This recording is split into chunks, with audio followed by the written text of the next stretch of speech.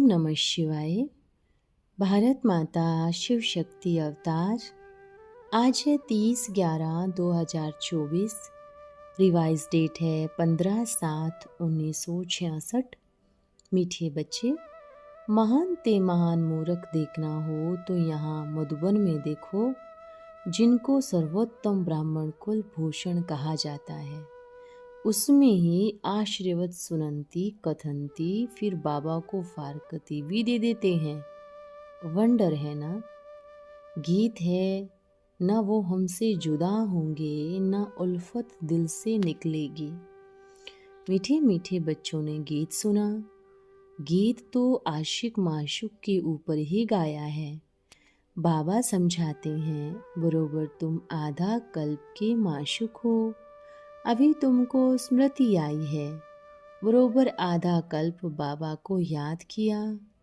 जब से रावण राज्य शुरू हुआ, ऐसे भी नहीं कि कोई पूरा आधा कल्प याद किया।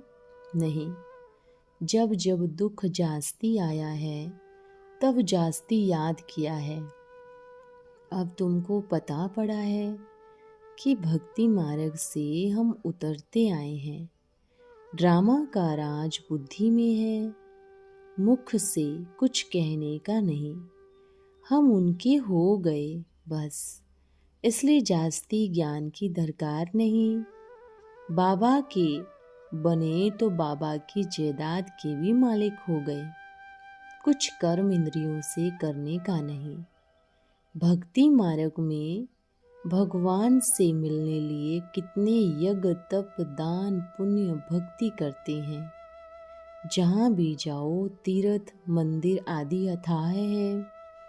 ऐसा कोई मनुष्य नहीं जो सारे भारत का अथवा मंदिर घूम सके। अगर घूमे तो भी कुछ मिलता नहीं। पीन घड़ियाल आदि कितना घमसान है। यहाँ तो घमसान की कोई बात ही नहीं। ना गीत गाने की ना तालियां बजाने की बात है। मनुष्य तो क्या क्या करते रहते हैं। अथाह है कर्म कांड है।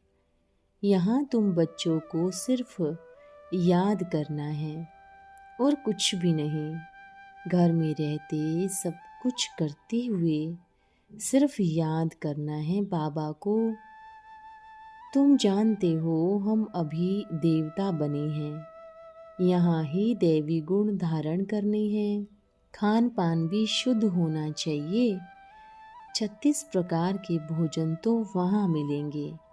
यहाँ साधारण रहना है, ना बहुत ऊंचा ना बहुत कम।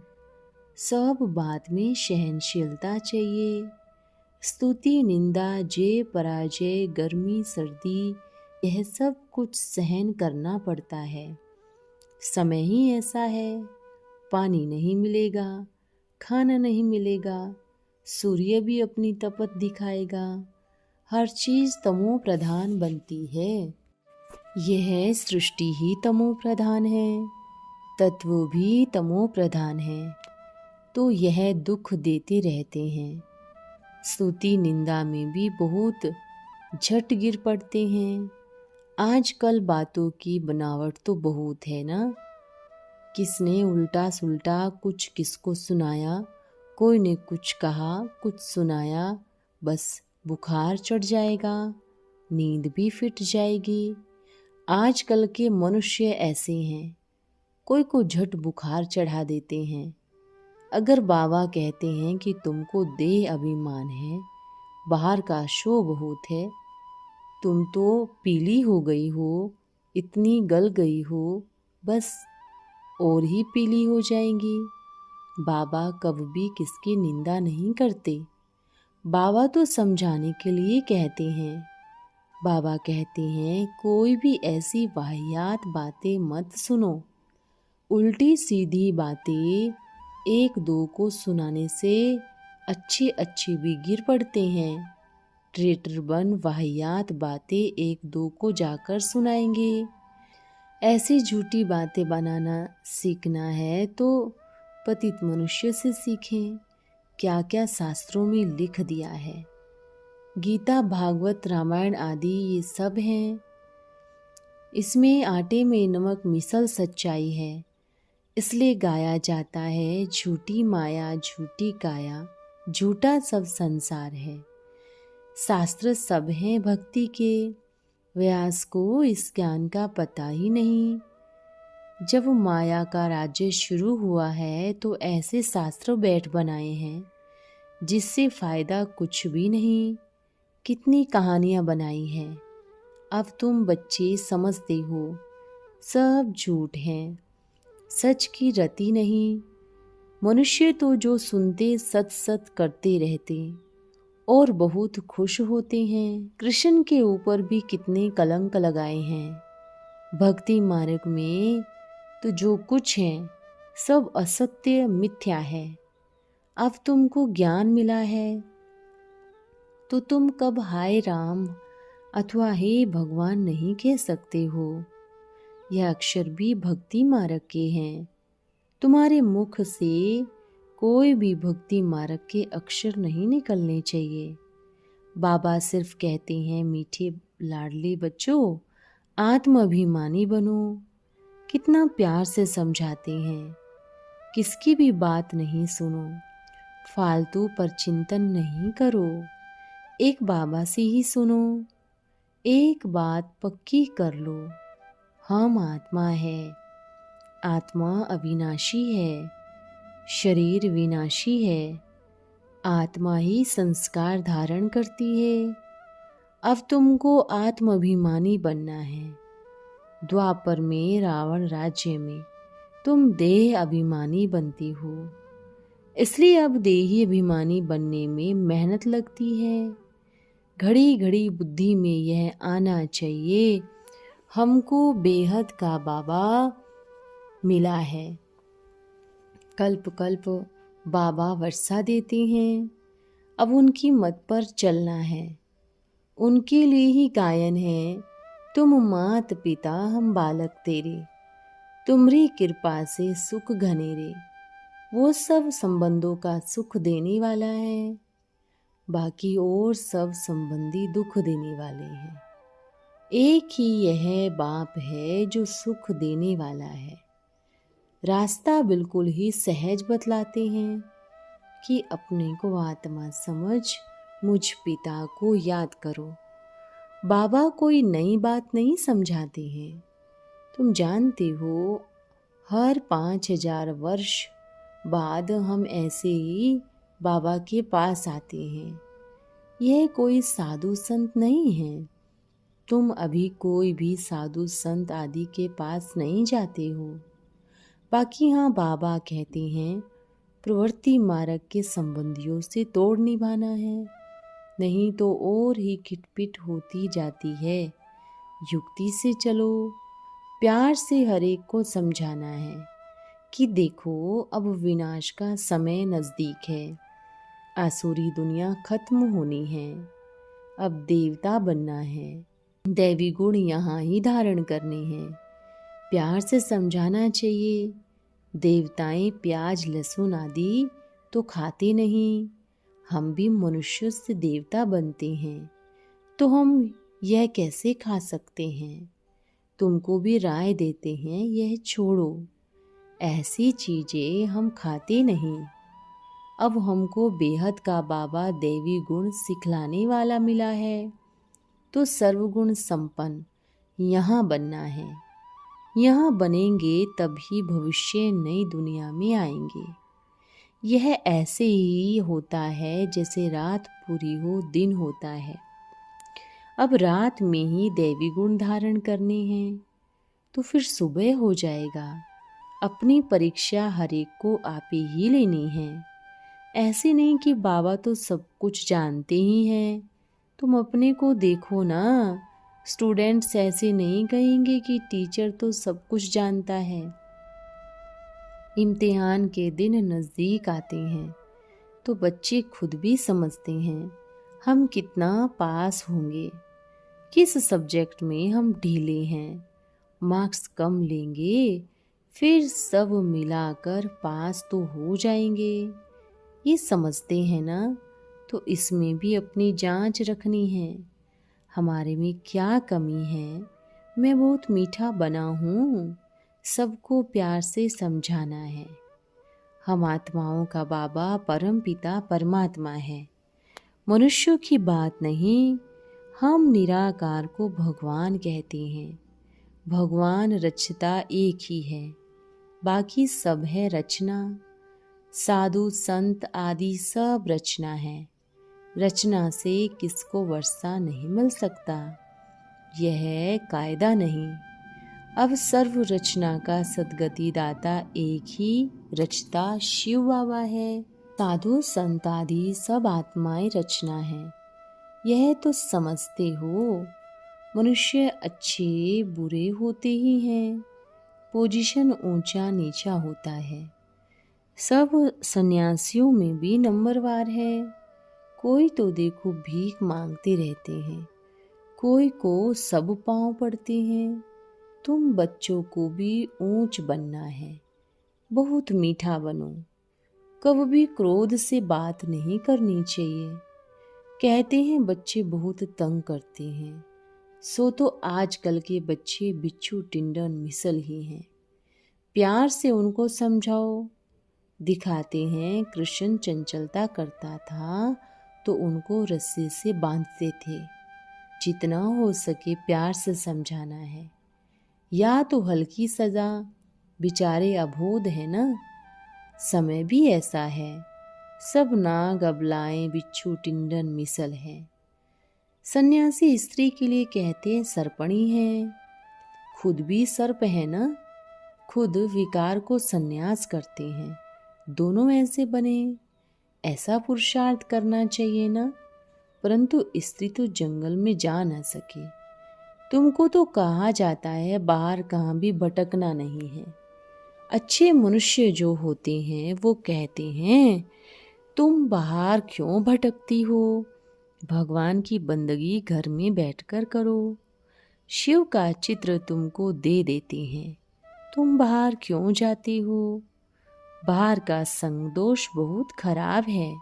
कहते तो राइट है, चित्र तुमको देते हैं। जितनी पूजा करनी हो बैठ करो। कोई ठिक्कर भीतर का बना देते हैं, कोई साहूकार होते हैं तो चांदी का बना देते हैं। बहुत साहूकार होगा तो सोने का भी बना देगा। साहूकार लोग ऐसे सोने के चित्र भी बनाए घर में रखते हैं। अभी बेहद का बाबा कहते हैं मूर्ति आदि रखने की कोई दरकार नहीं, कुछ भी मेहनत करने की दरकार नहीं।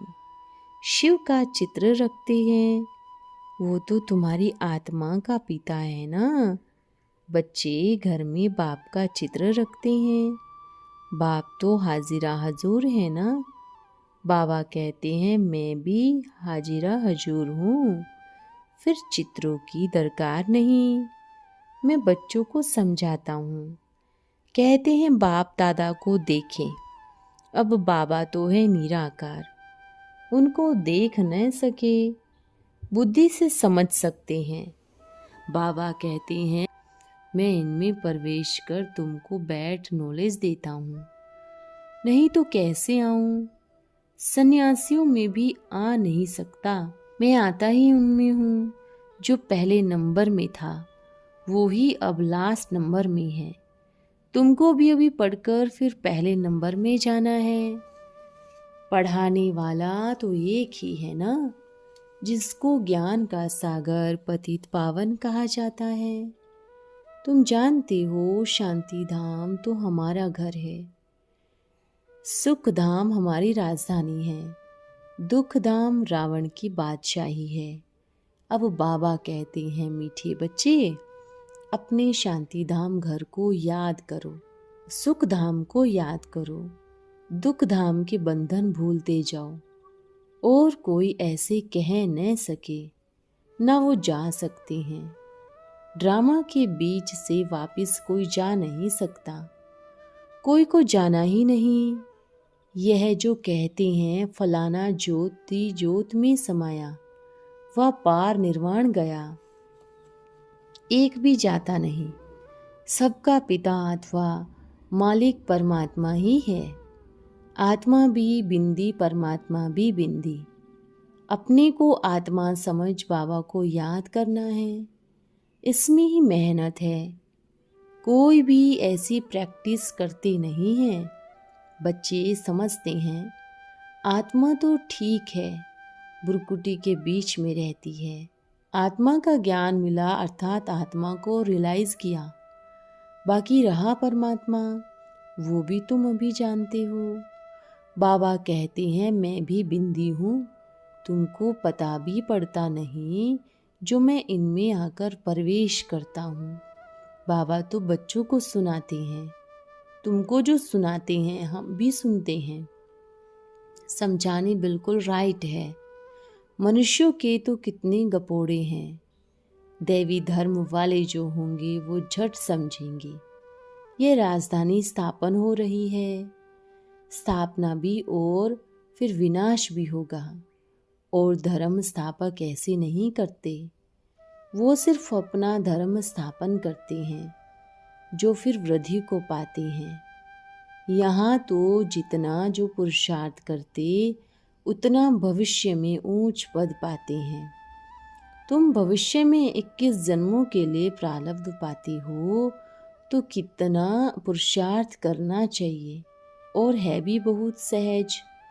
योग भी सहज है जिससे तुम्हारे विकर्म विनाश होते हैं। बाबा कहते हैं मैं गारंटी करता हूँ कल्प कल्प हम ही आकर तुमको पतितों को पावन बनाता हूँ। वहाँ पतित एक भी होता नहीं। ज्ञान भी कितना सहज है। 84 जन्मों का चक्र कैसे लगाते हैं वो भी बुद्धि में नॉलेज है। हमने ही 84 जन्मों का चक्र लगाया। यह निश्चय रखना है, निश्चय में ही विजयी है। ऐसा नहीं हम 84 जन्म लेते हैं वह कुछ कम है। जबकि तुम ब्राह्मण हो, तुमको निश्चय होना चाहिए बरोबर हमने 84 का चक्र पूरा भोगना है। यह बहुत सहज समझानी है। बाबा ही आए हैं 84 जन्मों के चक्र का राज समझाते हैं। यह भी बच्चों को समझाया है। यह सब चित्र दिव्य दृष्टि से बाबा ने बनवाए हैं, करेक्ट भी करवाए हैं। शुरू में जब वो बनारस में बाबा एकांत में रहते थे तो ऐसा चक्र दीवारों पर बैठ निकालते थे जैसे ध्यान में जिसको जो आता वो करते हैं ना, वैसे हम भी उनकी सारी दीवार खराब कर देते थे। समझता कुछ नहीं था कि यह क्या है, चक्र बनाता रहता था। खुशी भी बहुत होती थी। साक्षात्कार होने से जैसे उड़ जाते हैं। ये क्या होता है कुछ समझ में नहीं आता था। तुम जानते हो आगे चित्र और किस्म के बनाते थे। जो चित्र पहले बनाते थे वो फिर बदल कर नए बनवाते गए। अब भी नए नए चित्र बन रहे हैं। कल्प पहले मुआफिक बनते जाते हैं तो बच्चे अच्छी रीति समझ जाए। सीढ़ी का चित्र देखो कैसा अच्छा है, इस पर समझाना सहज होता है। दिन प्रतिदिन सहज होता जाता है। देर से आने वालों को और ही सहज समझाने मिलती है। तुमको 20-25 वर्ष लगे, अब नए नए तो आते हैं, 7 दिन में सारा नॉलेज समझ जाते हैं। पुराने से भी आगे जा रहे हैं। कोई कहते हैं पहले आते थे तो अच्छा था। अरे ये भी फिक्र मत करो, आगे आते थे और भाग जाते थे तो देरी से आने वालों को सहज तंत्र मिलता है। पहले वालों ने जो देखा वो अब है नहीं, खत्म हो गए। पिछाड़ी को रिजल्ट का मालूम पड़ता है, कौन पास हुआ। नए नए पढ़ते हैं और सर्विस पर लग पड़ते हैं। पुराने इतने नहीं लगते। नई नई बच्चियां सर्विस पे दिल पर चढ़ी रहती है, पुराने फिर दिल से उतर जाते हैं।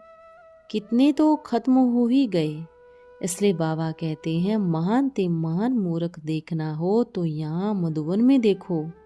सजनियाँ साजन को डाइवोर्स देती हैं, बच्चे बाबा को फारकती देते हैं।